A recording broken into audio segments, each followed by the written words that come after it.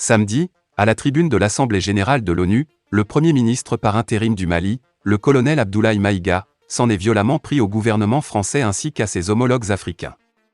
L'opposition malienne réplique et s'indigne à la suite de ces propos. Le gouvernement français a été comparé à une junte par le Premier ministre malien Abdoulaye Maïga. De leur côté, le président nigérien Mohamed Bazoum et le chef d'État ivoirien Alassane Ouattara ont été accusés par le Premier ministre malien d'avoir mené une « manœuvre politique » pour conserver le pouvoir. Et le secrétaire général de l'ONU Antonio Guterres n'a pas non plus échappé à la critique des autorités maliennes. Ces propos suscitent l'indignation des opposants maliens, à l'image de Babarou Bokoum, secrétaire politique du Bureau politique national du Parti Solidarité africaine pour la démocratie et l'indépendance, SADI.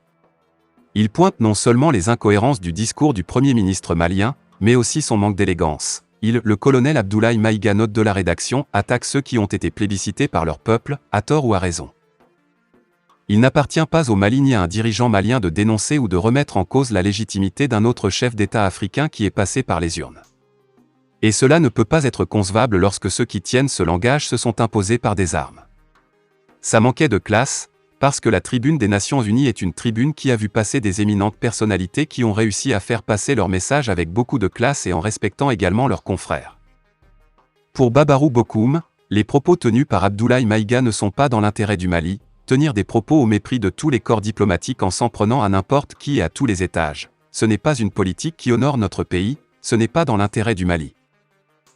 Et tenir de tels propos belliqueux, pendant que le pays est en train de crouler, pendant qu'on est dans l'incapacité de protéger les Maliens, au lieu d'appeler les amis du Mali à accompagner le Mali avec un discours responsable. On s'en prend toujours à des gens à tort ou à raison sans que cela puisse apporter une solution aux problèmes que nous connaissons.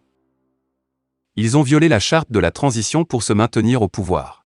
De son côté, Ismaël Sako, le président du Parti socialiste démocrate africain, PSDA, et membre du cadre d'échange des partis politiques d'une transition réussie, pointe l'inconstance et l'immaturité de l'État malien. Nous avons vu un Premier ministre et un gouvernement ingrat, arrogant, imbu qui a préféré brandir les muscles et les menaces comme un coup d'épée dans le lot, sans effet.